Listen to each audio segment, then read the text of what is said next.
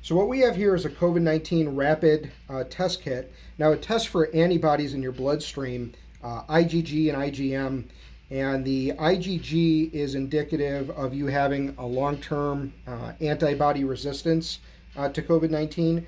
IGM is indicative of you having a new infection.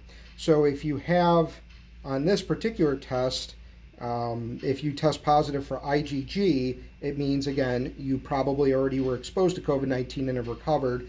If you have IgM, the line for IgM on this test, then it means that you're likely just getting the disease and you're likely infectious. You might also have a combination of IgG and IgM. If that happens, it means you're likely infectious or maybe in some stages of recovering. Now, the first thing we want to say is that this test is not FDA approved. Can't repeat that enough. It is not FDA approved. We are not selling these tests. We're not profiting off them in any way. They're a donation to help people get some kind of indication on if they've been exposed to COVID and if they're potentially infectious. They should not be used as an end-all be-all. Any results should absolutely be confirmed with an FDA-approved test at an official laboratory. We're providing these just to try to help because there is such a shortage, and the estimated accuracy of this test is about 94 to 95%. On this particular test, we have a link here, a QR code to this instructional video, which we're going to talk about how to take the test. That being said, this test should be given by a doctor or a licensed PA or a phlebotomist, because you will be doing a blood draw. I'm not wearing a mask at the moment just so you can hear me more clearly, but you should be wearing a mask and a face shield if you're the person administering the test. So the first thing that we'll do is pull out each item and identify what's in the package. Now, the first thing that we have here is a lancet. That's what's going to be actually pricking your finger and helping you with the blood draw. That auto retracts so that the needle isn't exposed, so there's less risk of someone getting injured later. This is the buffer solution, which we'll talk about in a minute. An alcohol pad for cleaning the surface of your the finger, and then the actual test and a pair of latex gloves. Now, the person administering the test should put on both pairs of latex gloves and help give the test to the person that's actually getting the test done. For this purpose, I'm actually going to test my right hand, and I'm going to wear the latex glove in my left, just so I can show you how the process works.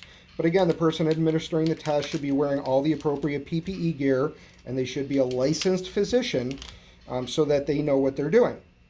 Now, in this particular test, when you open it up, it is sterile, and there is a pipette inside, a small pipette, and then the test kit. Now, on this test kit, there's the letter C, the letter G, and the letter M. C is for control. G means that you have the antibodies in your system and have likely had COVID exposure previously. And M stands for IgM, and that means that you likely have an active infection. So this kind of gives you an indication of what's going on.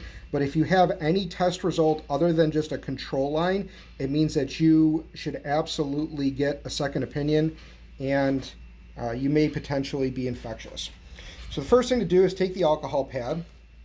You're going to tear the side, wipe it on the finger that you plan to take the test from. You wipe the center pad for a few seconds. Make sure it's clean. You're going to give it about 5 to 10 seconds for the alcohol to evaporate. That way it doesn't affect the test. Next, you're going to take your lancet, take the cap off, and you're going to press it in the middle of your finger pad. You're going to feel a tiny finger prick, and then you're going to see a drop of blood. Now, at this point, you need to get a solid drop. So what I usually do is squeeze on the sides and squeeze from top to bottom. You're going to take the pipette and suck the blood up. You need technically about 30 microliters, and you're going to put it into the testing well at the bottom. Now, I'm going to try to do both here because, again, normally a second person would be helping you. But I'm going to get a nice solid drop of blood. Continue to draw. Continue to fill the well. And a good idea of if you have enough blood is if the well itself is completely red. Now, if you do not get a good enough amount of blood coming out of your finger, then you will need to get potentially another lancet. This is similar to people that are diabetics that use a lancet for that purpose.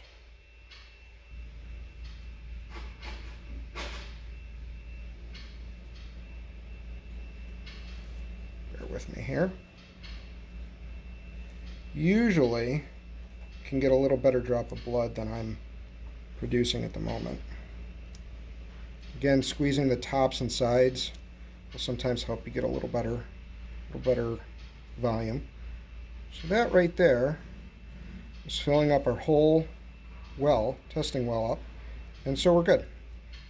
That's about all you need. Now the next thing to do, I'm going to wipe my finger here. In my case, I'm just going to put a glove on the other hand.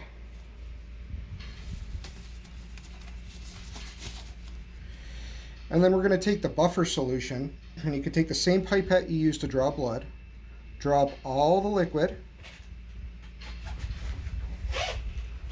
and then you're going to put the full volume of buffer solution, which is going to be between 2 and 3 drops, in the testing well. Now at this point, you can take all your items, such as your pipette, lancet, and put them in this package and just toss it out. Make sure that if there's anything that has blood on it, you put it in the correct waste disposal for used lancets or for any biohazardous blood-related material. So we're going to put that to the side, and now we're going to look at the test results here. Test results typically pop up over a period of about 15 minutes. So you have to wait a full 15 minutes to get accurate test results. Now, the first thing that you're going to look for is to see if you hit a control line. So if there's enough blood and enough buffer solution, you're going to see a control line pop up, which you can see here. It's faint, but it's going to start to get darker over time. You can see that faint line. Now, if you've been exposed again to COVID-19, you'll see a second line for G, and if you have an active infection, you'll have a third line for M, or some variation of the lower two.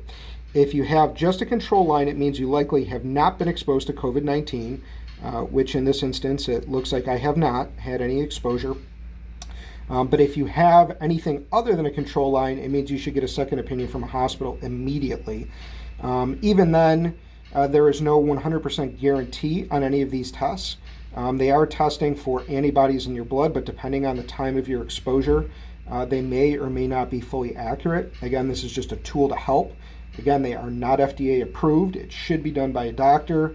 And again, we are not profiting off these. We're just doing them to help.